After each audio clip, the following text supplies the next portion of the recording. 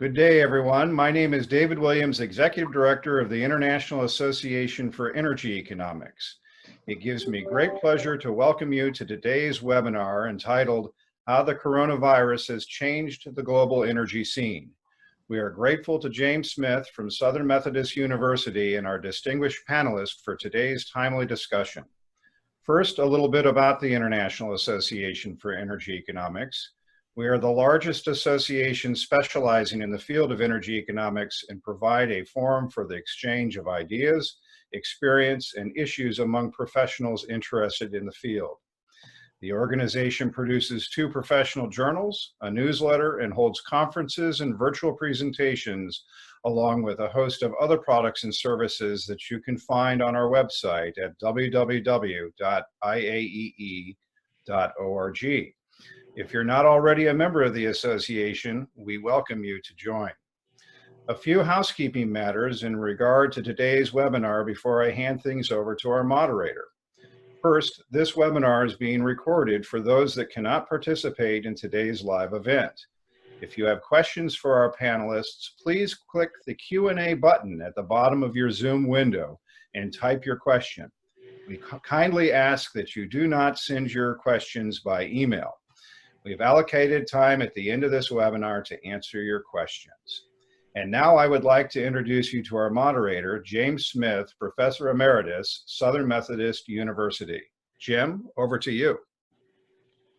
Thank you, Dave. I want to welcome everyone who's joined us for this event. We'll discuss how the coronavirus has already changed the global energy scene with a panel of 5 experts that I have the privilege to introduce very briefly so that we can reserve more time for the discussion and hopefully for your questions and answers that will be forthcoming.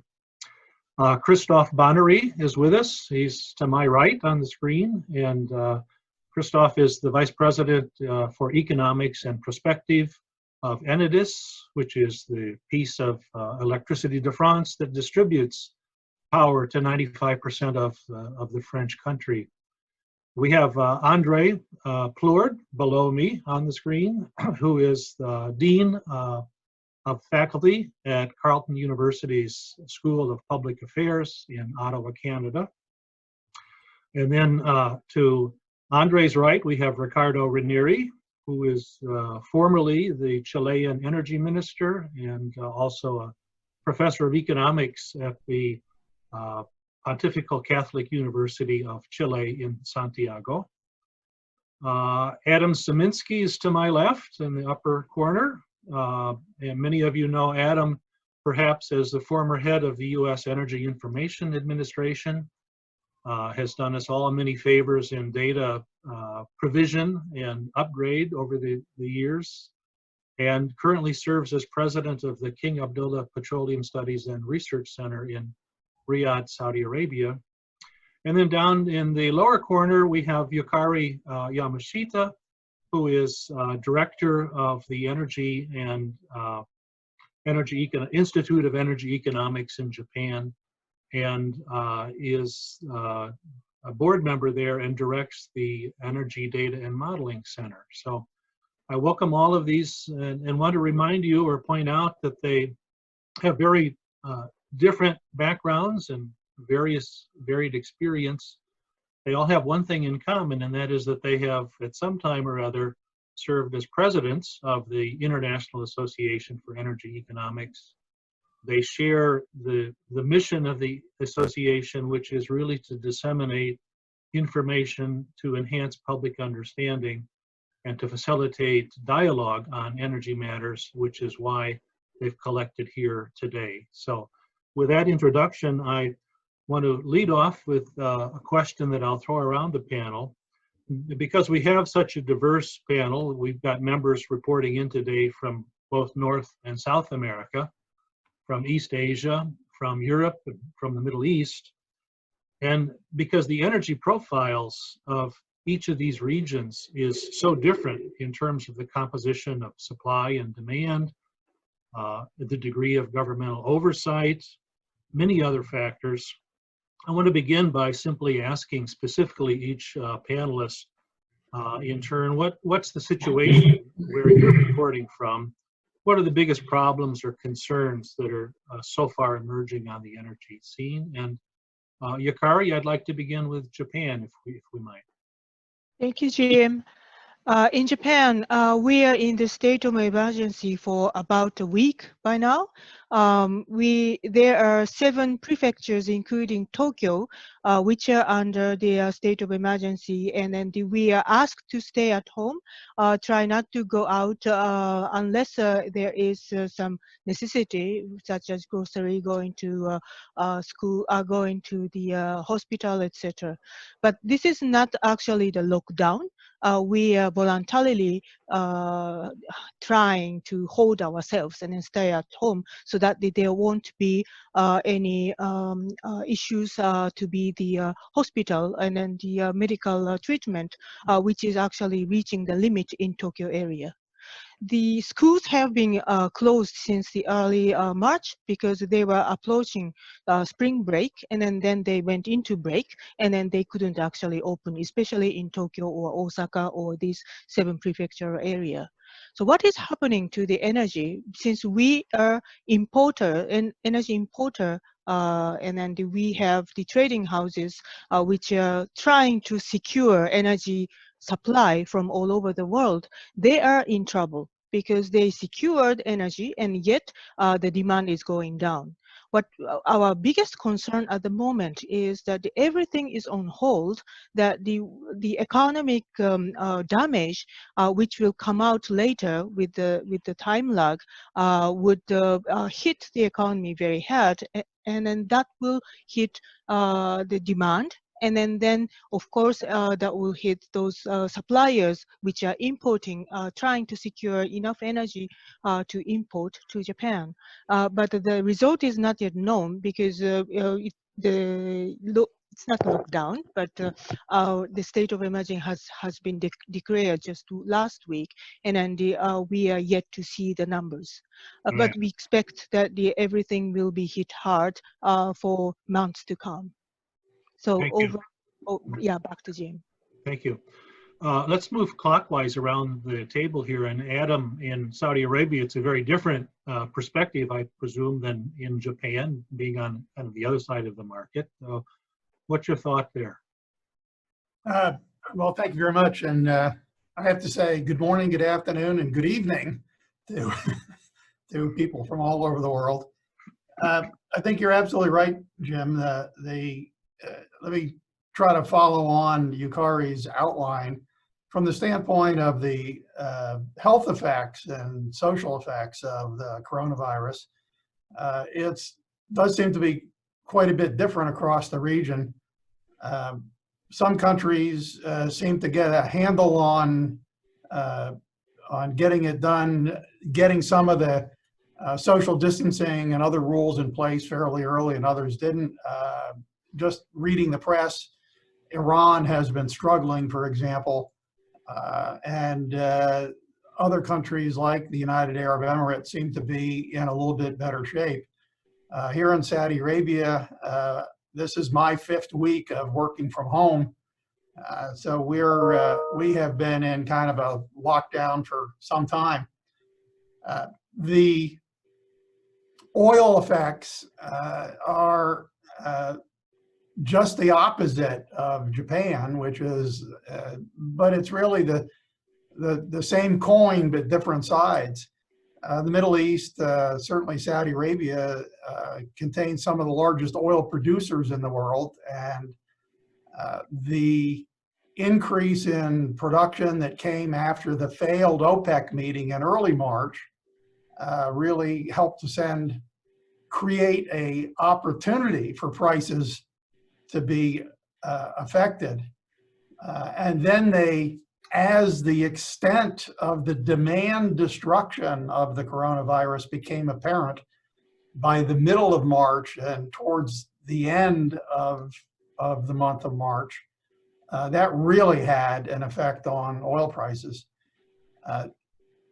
CAPSARC has looked at our global oil supply and demand model. I've looked at a lot of the other models that are available. about the lowest number for demand destruction for April and May is about 10 million barrels a day. That's about 10% of the global supply and demand balance. The highest number that I've heard is 25 to 30 million barrels a day.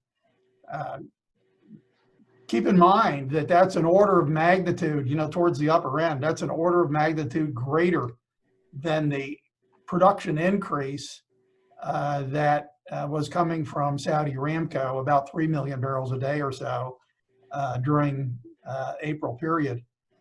There was a successful OPEC meeting held, you know, kind of started last Thursday and finalized on Sunday. There was also a G20 meeting held to look at these issues. Some kind of international response clearly is coming. OPEC has offered cuts that, you know, are in the range of 10 million barrels a day. I think that there will be additional contributions coming from countries like Canada and Norway, for example, and even in the United States, whether it's market-based or even the possibility of some actions taken by state regulatory authorities like the Texas Railroad Commission, the Oklahoma State Commission, and others. This is a very, very extraordinary time. We've never had the level of demand destruction that's been associated with the coronavirus. And although most people believe that it's temporary, you know, a matter of months before we begin to work our way out of this, the effects have been incredibly significant. And I think that's what we're going to be discussing more about as we move on. Thank you. Thank you, Adam. Christophe, how about in France or the greater European scene? Yes, Jim, I will talk about Europe, yes, but before that, I think we should, as in our role of president, of past president, before that, think of all the seriously ill people all over the world, to the medical personnel, to their families of those who are affected, and think to say that we are just thinking of them on behalf of the association.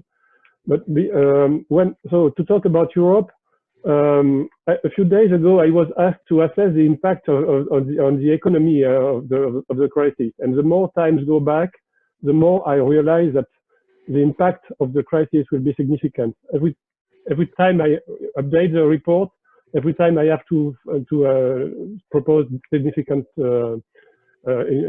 changes and negative changes. And this is because this is also right for all of us. We are only at the beginning of the coronavirus crisis. It started in Asia. It's now arriving in Europe. It's now in New York City, and there is no reason why it should not go in Africa. So this is really the beginning, and this will impact all the crises, and so this is changing a lot. As of Europe is concerned, some countries are in lockdown, some are not in lockdown. In France, we are like Adam in the 5th week of lockdown. Yesterday, our president announced an extension of the lockdown till May 11th. What people are expecting is the end of the lockdown. The economy is running at a very, very slow pace. And some sectors of the economy are, like the civil works, are running at only 10% of their nominal load. So this is very, very expensive. And of course, the energy industry is facing that. So we will develop that later if you wish. This is what I wanted to say about Europe. Thank you. Very, very good. And Ricardo, I know you have been locked down in your house for 2 weeks now. What have you seen from there? Well, I think also I want to send my best praise for everybody. It's a very complex and unusual situation we are living. Something very new for our generations, I think. The situation in Latin America is quite diverse. We have some big oil producer countries, some others are oil importing countries. and the coronavirus has had a hit in all the economies in the region. We have here the stories for where the situation is very, very bad. Everywhere I think it is bad, but some countries are having a terrible time. That's the case, for example, of Ecuador. So poorest countries in the region are taking the worst part of this virus. The countries that are in better shape has more resources, certainly have been able to cope in a better way with this pandemic. In the particular case of Chile, Chile is among the countries that has the largest percentage of testing as percentage of the population, and that has been very important in terms of the managing by the authorities of the lockdown in different municipalities at different times. So there is a close monitoring of what's going on. But the situation is quite diverse around Latin America and certainly South America. The economies of the region start, I think, or entering this COVID-19 crisis coming in not very good shape. We have to remember that the commodities super cycle gave to the region about a decade of sustained growth. The region rely a lot on commodity exports, so we have a good time there. But since mid 2014 forward, we have seen low commodity prices, and that has created low growth rates. So the region for about 6-7 years has been growing a little bit, and that also created another cocktail that we experienced last year in many countries in the region related with unfulfilled expectations. So the people in the region got used to a period of sustained growth. That growth disappeared, and this new vulnerable middle class was expecting more. The economy didn't give that more, and that created situation of social unrest in many countries. In the case of Chile, we have a big blow up of social unrest. And on top of that, we have this year also a new shock on commodity prices. The oil price has collapsed, and that has been devastating for many countries in the region, and also some other commodity prices. So to that, we have added the COVID-19. So the situation is very bad. And we have here from international organizations like World Bank, IMF, International Inter-American Development Bank, that they are calling for a fast support to the region because it will be in pretty bad shape. In terms of the energy sector, as I said, we have oil importing countries. So for the oil importing countries, this low oil price may be some help, but it's a help that by no way counterbalance the economic impact that is having the coronavirus virus in the economy. And for oil exporting countries, this is something pretty bad. We have the case of Ecuador, Colombia, Brazil, and to some extent also Argentina, that are increasingly relying on exports of oil.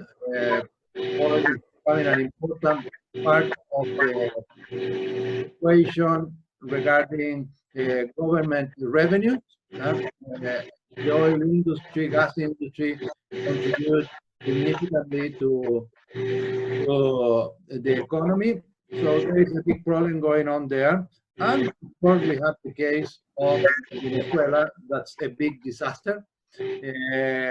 And also, Colombia is in a big risk as a country that today has about 1.8 million refugees from Venezuela. So that creates a complex scenario for the COVID-19 and the energy sector. Great, great. Well, thank you, Ricardo. And that leaves North America. And Andre, I'm going to turn to you now. Okay, thank you. Thank you, Jim. In Canada, the number of cases and sadly the fatalities from COVID-19 have been disproportionately located in Ontario and Quebec. And so the crisis is particularly felt strongly in those areas. Canada being a fairly decentralized federation means that the provinces have basically taken the lead in terms of reacting to the crisis. Although the federal prime minister has already indicated that we're looking into July before any kind of significant slackening of constraints have to be expected. So this is quite different. In terms of the oil and gas industry in particular, I think the hit on demand and the reaction to the impact on price is particularly important for a high cost producer like Canada, especially in the case of oil. And so oil sands in particular are quite vulnerable to this type of situation. And so, however, as Adam has suggested, it is possible to adjust production levels in oil sands relatively more easily than you can for conventional production, for example. So it's possible to have some kind of reaction on that front. But on the conventional production front, as is happening all over North America, there are now problems of capacity in terms of storage. And so I think that's something that we're going to have to adjust to over the next while. In Canada in particular, there are pipeline projects to get Alberta produced crude oil to salt water.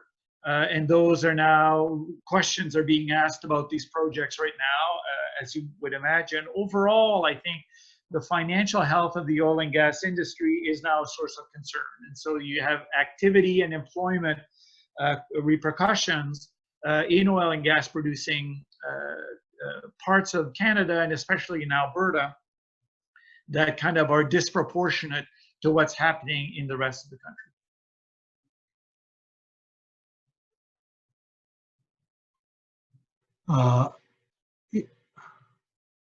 Yes, Andre, it was very good. I was mistakenly muted for a minute.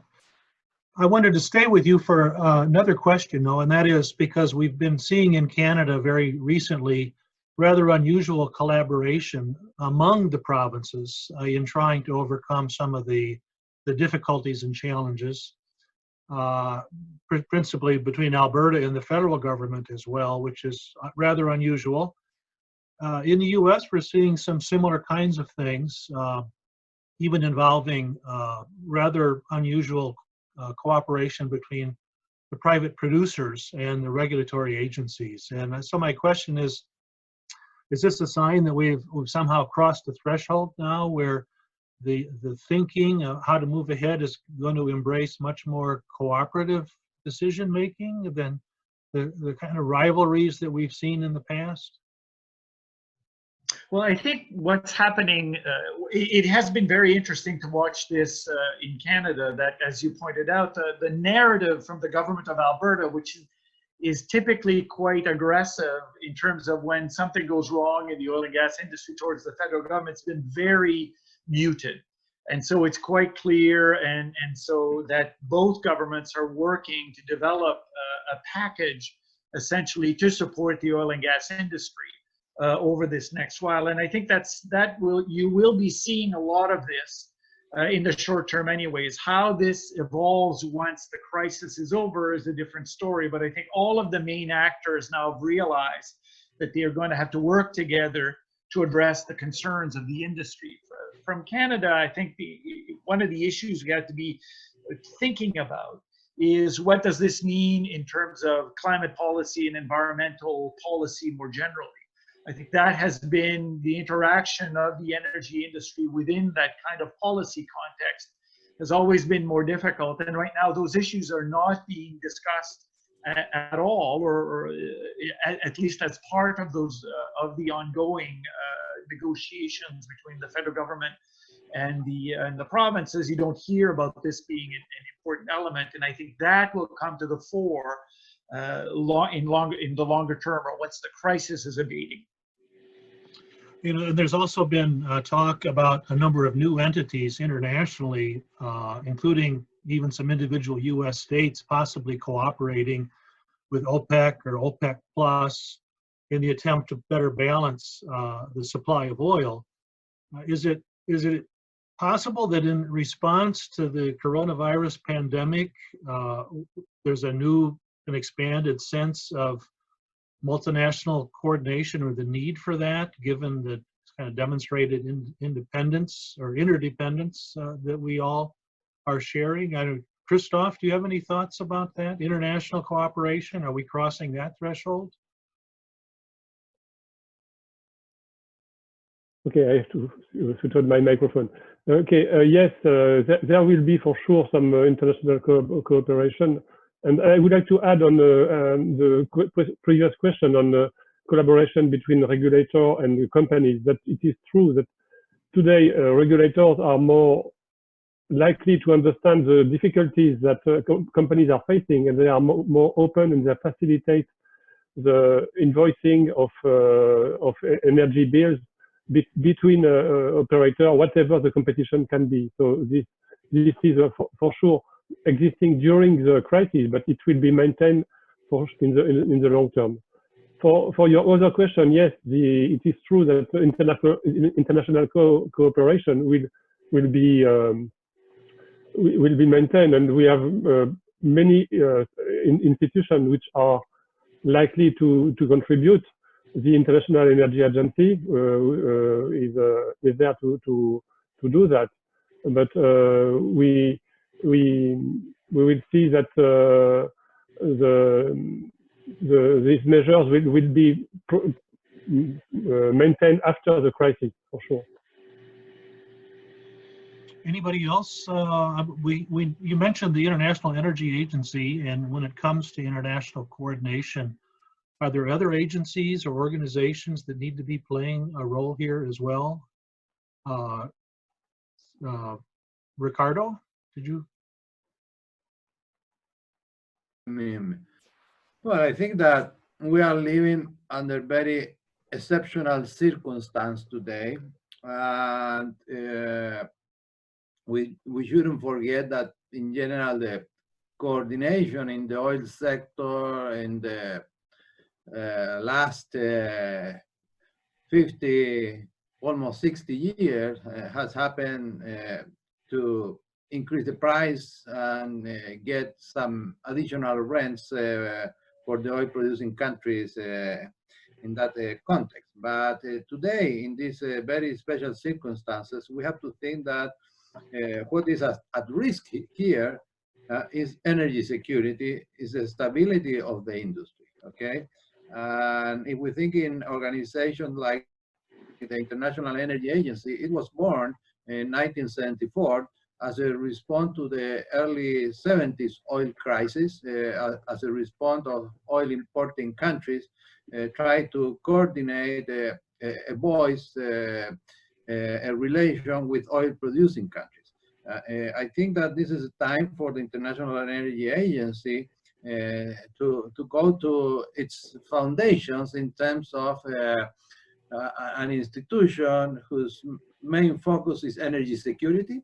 But today we have a threat on energy security not because a coordination of countries that want to increase the price to get some extra rent, but because we have that demand has collapsed, and that may collapse the industry or may create a severe damage in many companies. And once the economy start to recover, start to work again, we don't know when, we hope soon, we need that the industry is ready to step in. And if the companies are destroyed, it will not be easy to go back and supply energy as it will need the economy to start moving forward again. We don't want the energy sector to become a barrier to the economy once the economy starts to recover. So I think there is a role for international coordination that can be very important in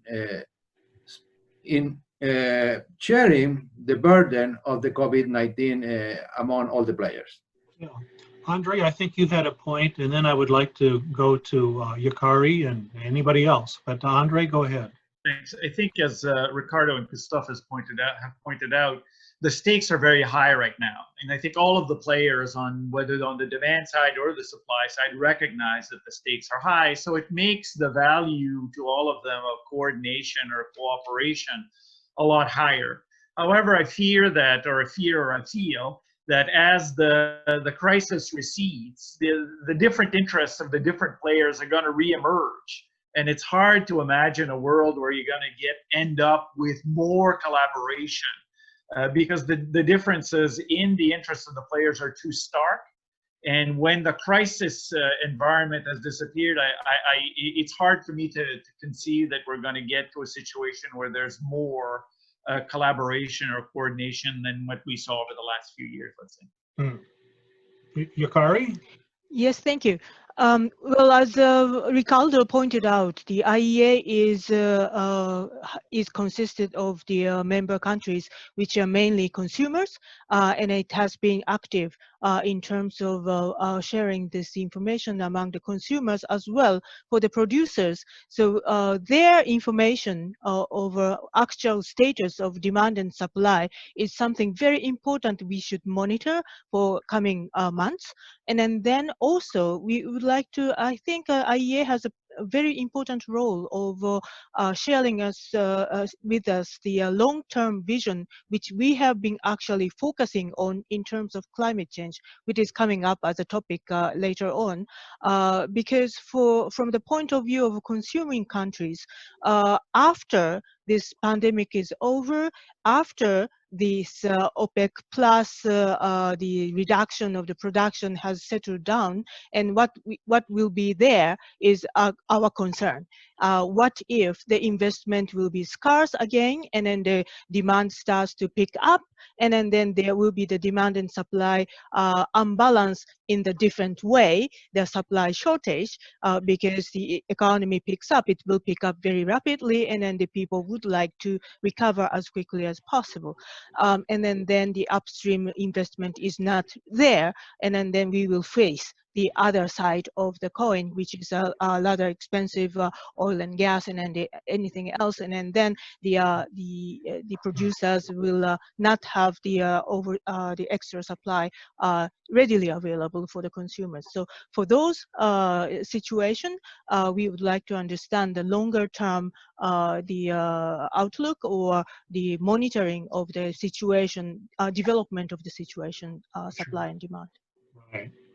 Now, Adam. Jim, yeah, I can't help but take this opportunity to remind everybody that you and Axel Peru wrote a really good article that was published in the Energy Journal a few years ago about the positive net economic benefits of stability in the oil markets that was provided by the use of OPEC spare capacity, building up spare capacity by holding production back when there was excess supply, and being able to put oil on the markets when there was a shortfall in supply. The major finding of that study was that something close to $200 billion a year on average was a net global economic benefit associated with reducing the volatility in oil prices, preventing the deadweight economic losses that come from excess volatility.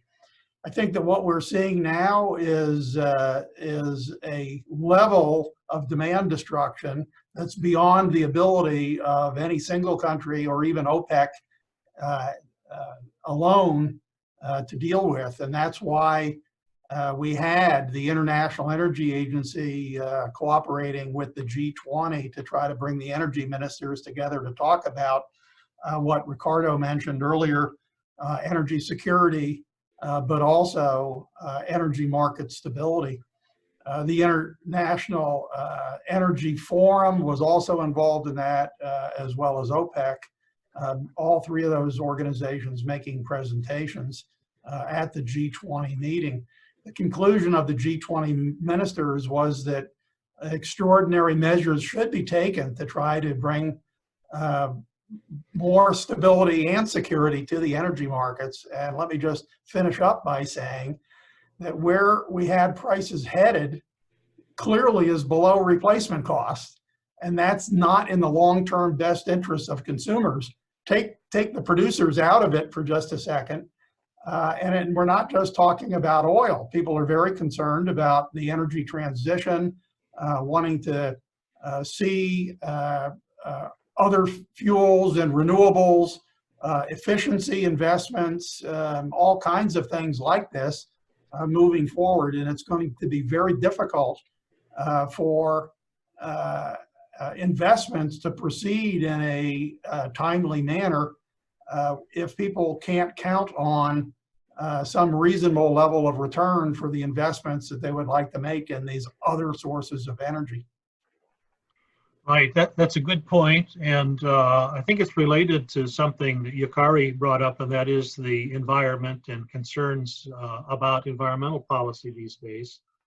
I read in the Wall Street Journal last week that various groups, for example, Greenpeace, the International Energy Agency itself, World Resources Institute, are hoping to leverage the coronavirus crisis into faster and stronger environmental restrictions. For example, by tying governments' industrial stimulus packages, if there are to be some, to modernizing energy systems, reducing emissions, and so forth. And so I guess my question is to any of you is this approach of leveraging public health crisis a good way to make energy policy or policy in other areas? Yukari, I saw.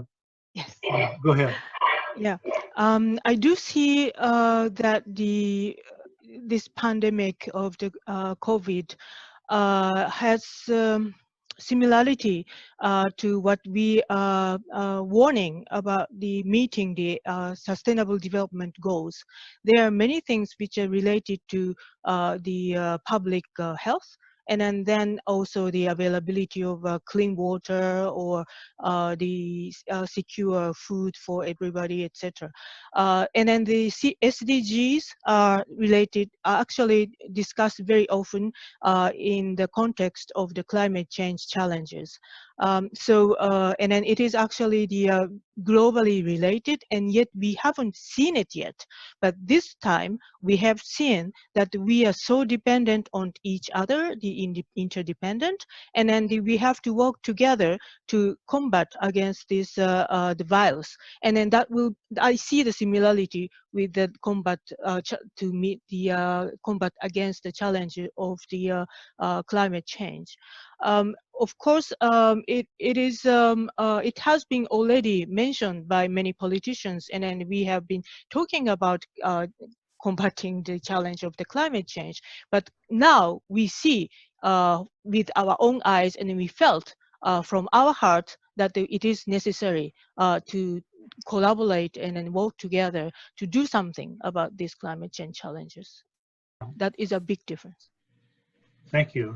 Christophe, do you have any thoughts on this? Yes, first, in a transition with the previous question again, we mentioned the role of the International Energy Agency, and Adam talked about the role of the more political community like the G20 and the other one. We have not mentioned one very important, which is also linked to Yukari's position, which is the role of the financial institution. This crisis will consume a lot of money, a lot of cash. We are losing 3% GDP per month of lockdown. 3% of GDP, it's a lot. So to restart the economy, we will need the support of the financial institution. the European Central Bank, the Fed, any central bank, any international bank, because the recovery will take a very, very long time. And so I think it's important. And concerning your reference the reference you made, Jim, on quoting Greenpeace and the International Energy Agency and the other one who are pushing in one direction, which is in their favor, I would not put them in the same basket.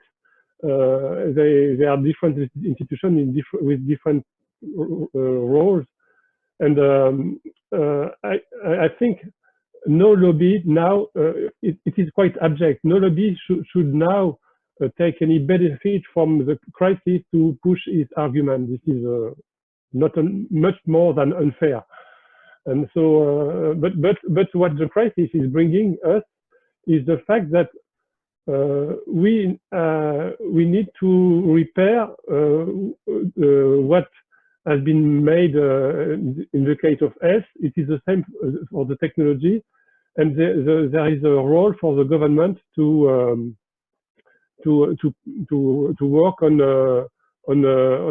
improving of the environment as well as they do for the earth. I want to kind of extend this discussion a bit because we have seen so far many government mandates in managing the public health issues, the lockdowns and so forth, travel restrictions, and they've been received very well by the public, and apparently they've been also quite successful. And I'm wondering if that kind of demonstration of the power and effectiveness of these mandates, could that carry over to other economic domains where we have tended to rely on market solutions and price incentives and so forth? Are we now at a point where there's going to be a shift or a transition more to dependence on government edicts and less on market decisions, private decisions? I don't know who would like to take that. Andre, do you have any thoughts about that?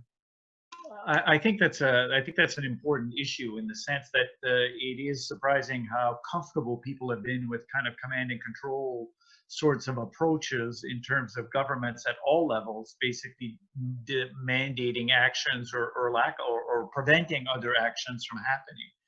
I think it'll be very hard unless there is some pushback at some stage later on, if the crisis lasts too long. It's going to be very hard for these governments to step back from that kind of role.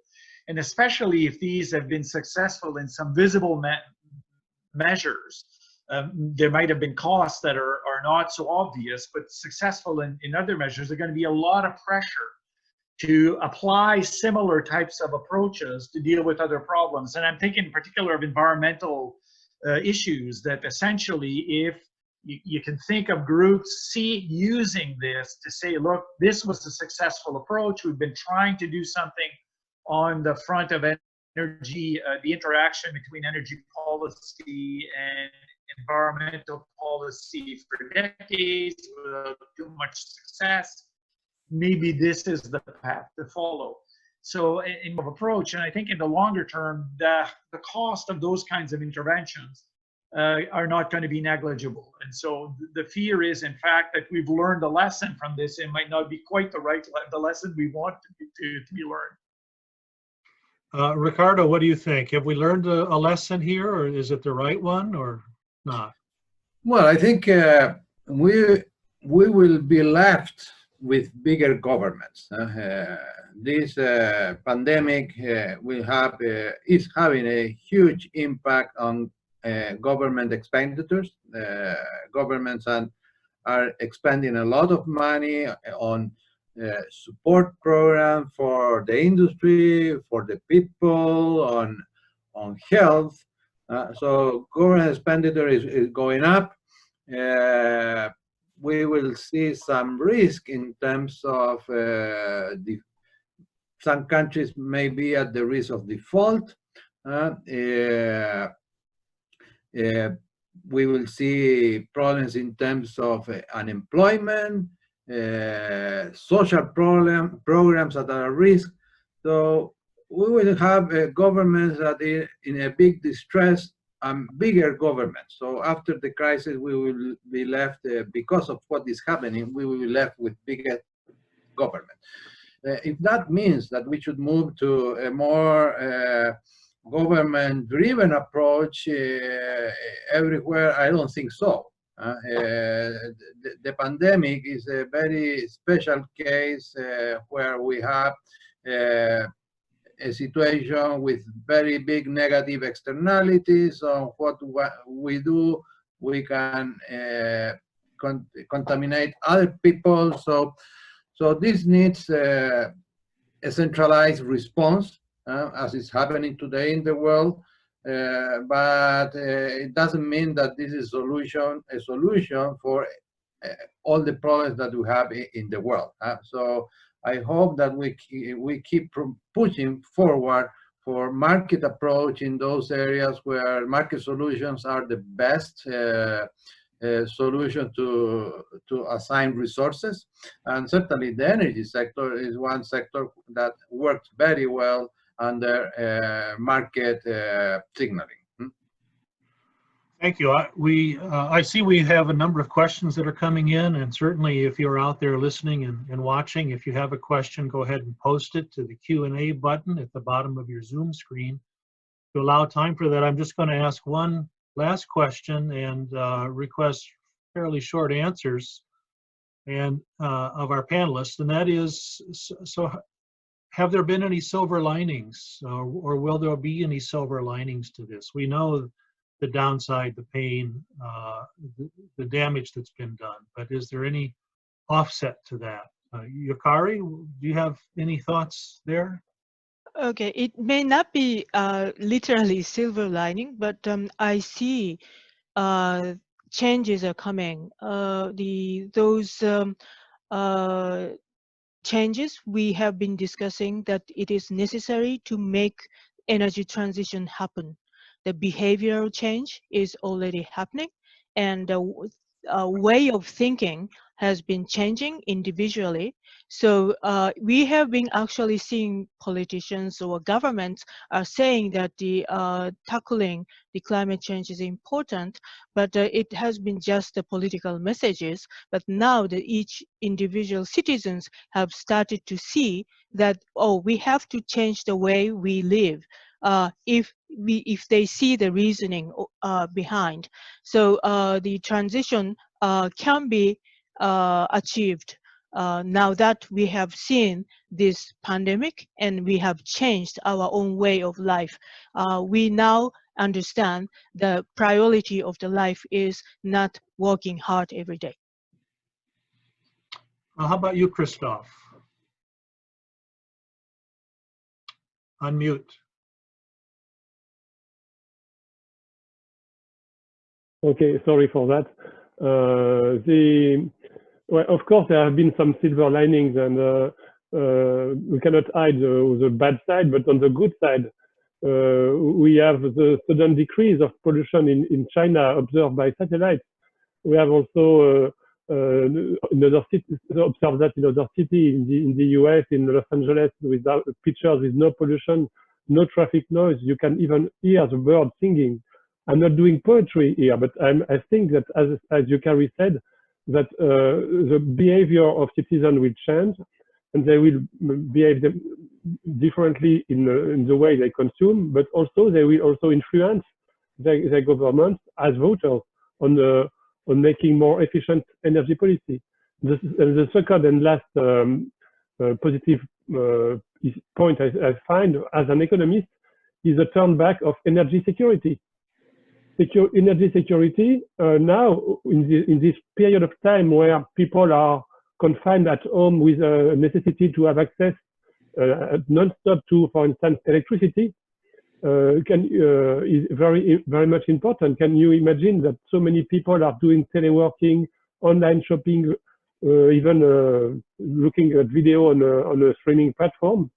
This emphasizes the role of energy security, and this is also important not only in electricity but in all other energies. That's it for me. Oh, okay.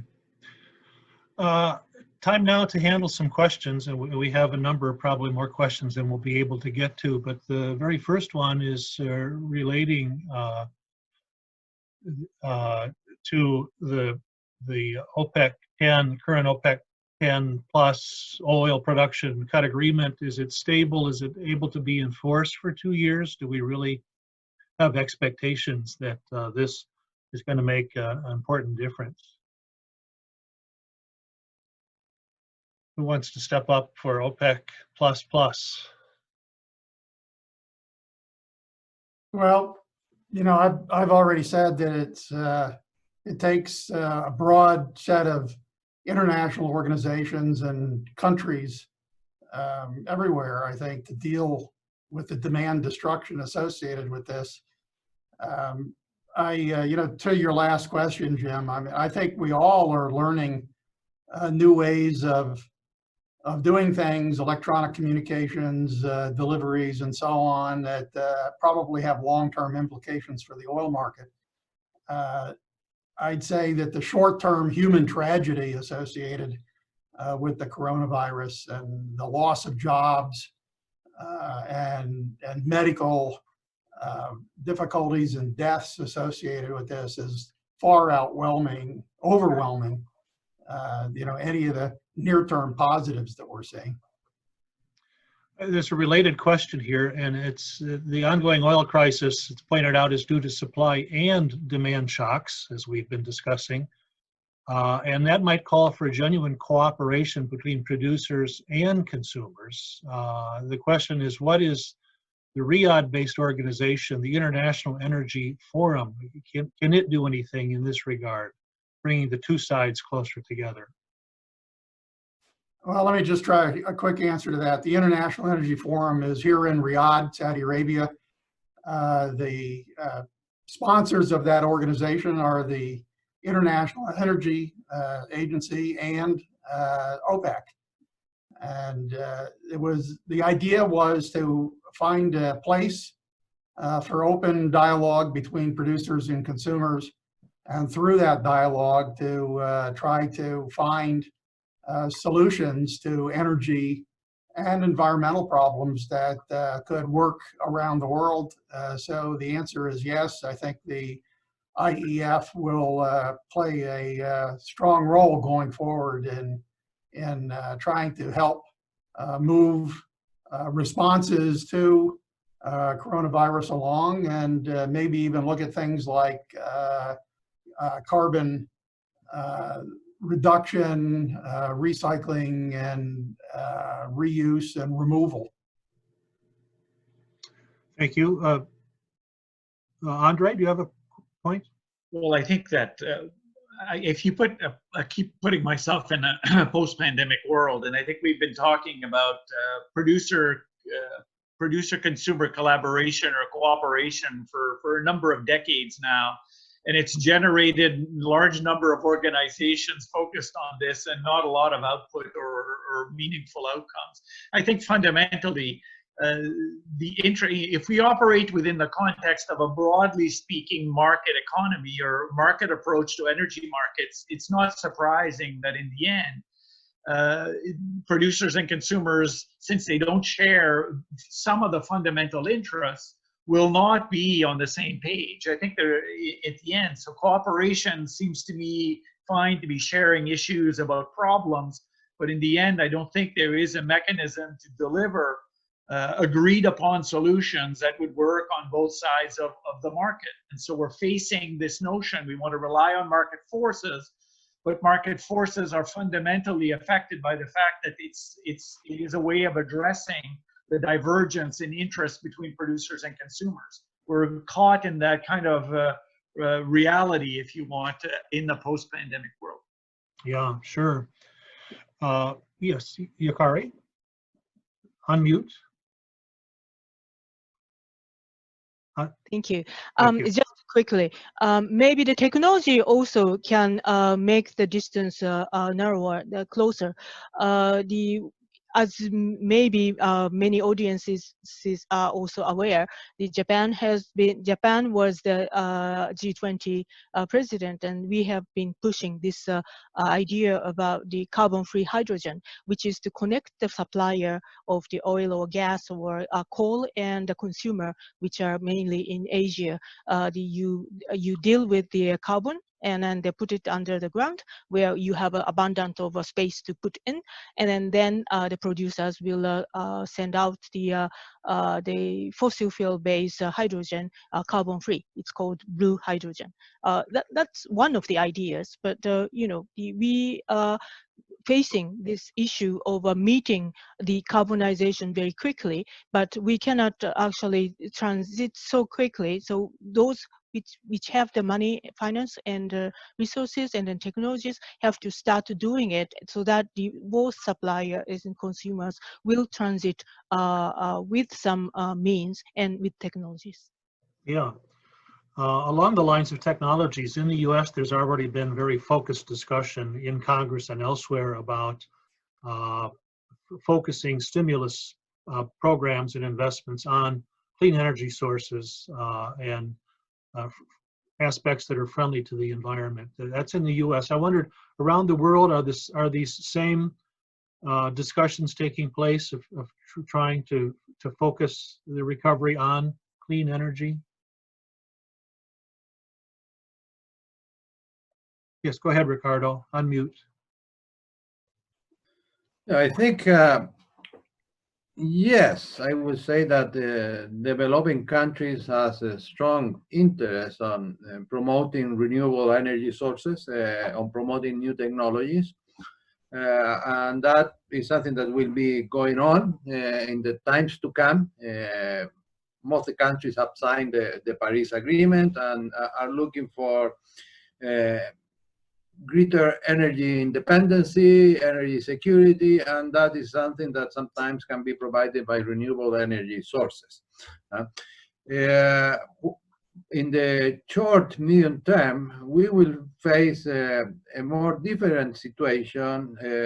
That is what will happen after COVID-19. And at that moment, we will have the countries that are in a big disarray, in a big distress, governments with huge debts, eventually unemployment rates high, eventually many companies under severe distress, if not bankrupt.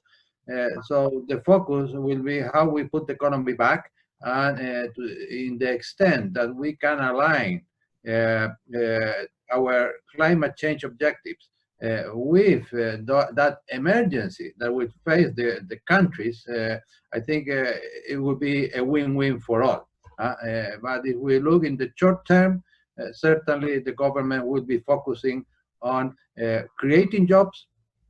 If that can be worked together with the promotion of renewable, that will be a bless. And I think it's increasingly something that is well aligned, as long as the renewable energy sources have become much more competitive and in many places are cheaper than conventional energy sources. But that is a big challenge.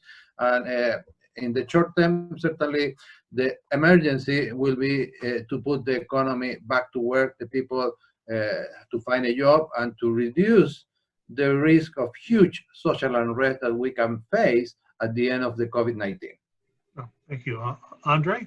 I guess if I could add something here, is that as we come out of the crisis, what I'm hoping to see is a lot more interest and a lot of bigger policy response on the energy efficiency front, because investments in energy efficiency could in fact be a way of generating some of the employment and macroeconomic benefits that Ricardo was talking about, without really picking an energy source or another. And so I'm hoping that that is going to attract more attention on the part of governments to have a solid approach to increasing energy efficiency and encouraging investments in increased energy efficiency as a way of getting ourselves out of the crisis. And that's a good point. And on the other hand, we have a question, and this may be the last question because we've come to the end of the hour here in one more minute. But a viewer is asking, in the end, will the energy industries be able to obtain skilled labor enough once this crisis is over? Are these layoffs reversible without a big loss of human capital, retirements, and so forth? Ricardo, go ahead. I think there's always transaction cost, and that's why it's important. If this is a temporary situation, a very bad but temporary situation, I think as long as we can keep the companies going on, I think at a reasonable cost, it's much better than destroying the company. Building a company is not something that happens from one day to another. There's a huge work behind the creation of companies, success companies.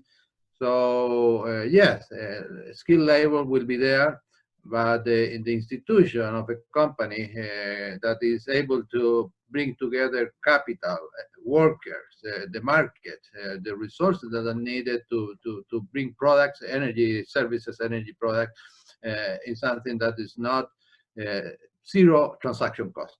So I think it's something that we have to be aware.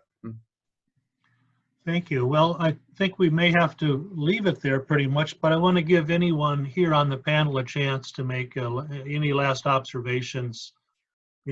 What should the audience take away from what we've discussed today? Well, let me try to sum up on my end, Jim, and it has to do with what Ricardo just said in trying to answer the question of the economic effects and labor effects associated with coronavirus secondary issues, all of the losses in jobs.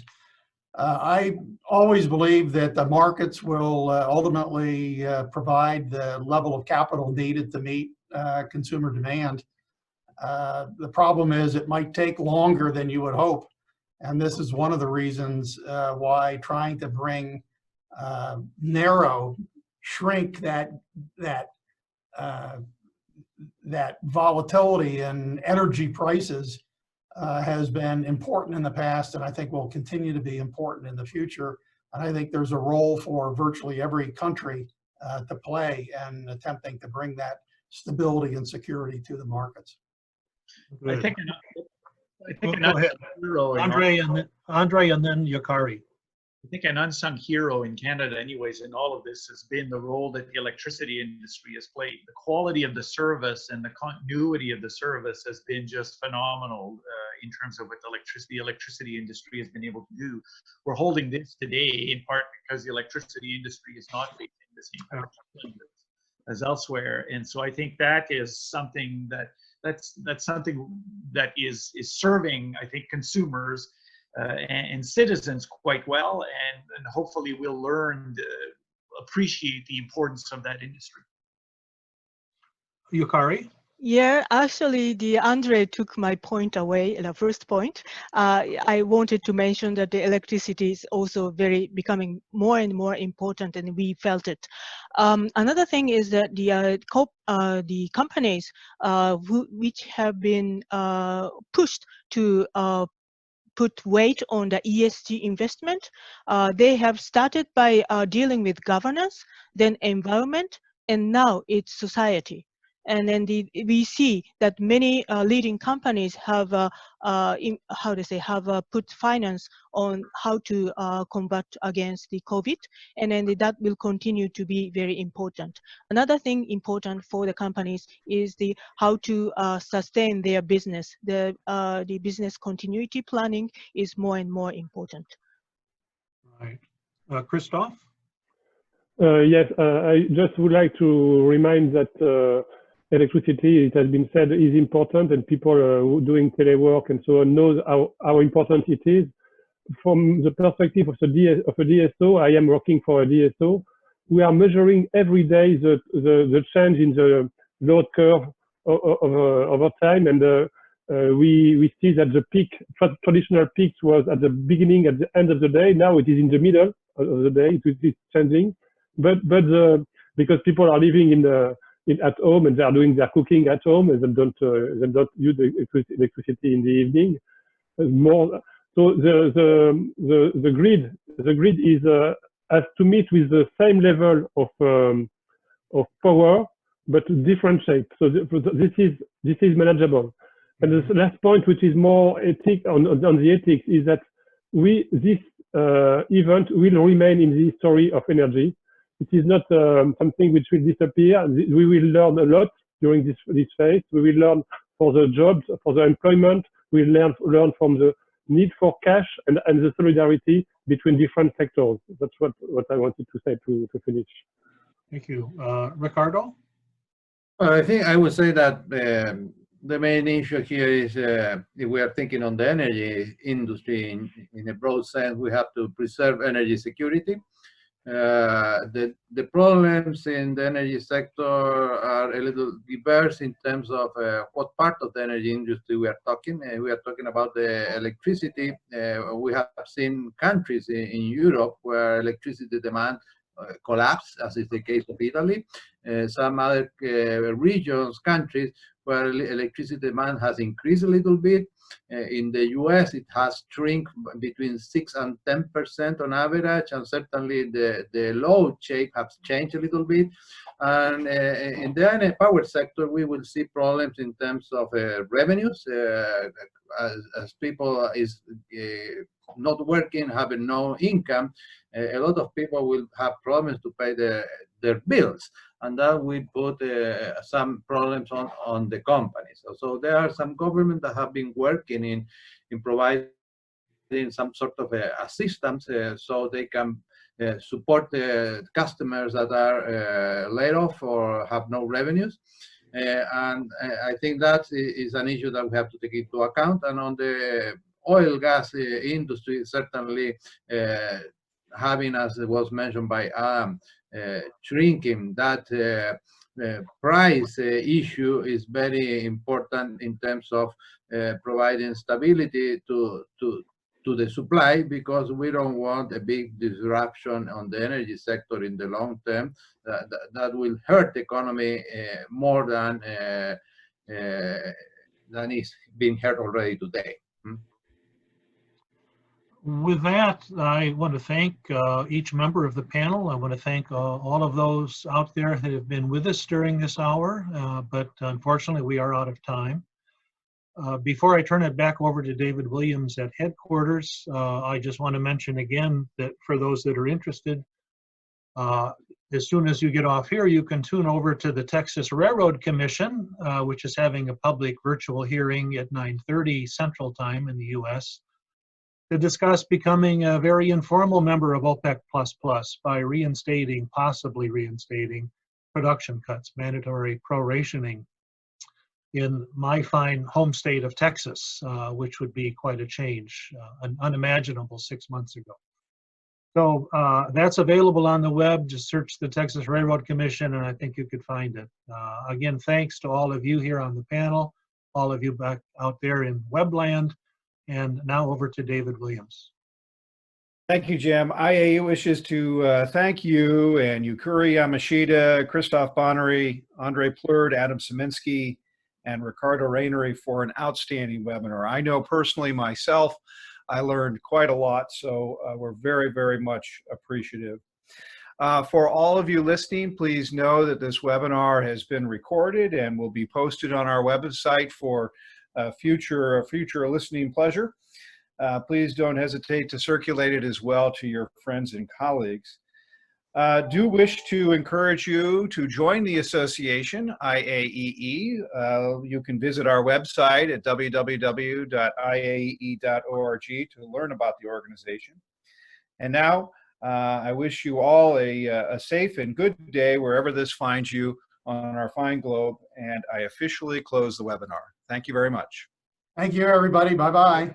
Bye-bye. Thank you. Bye-bye.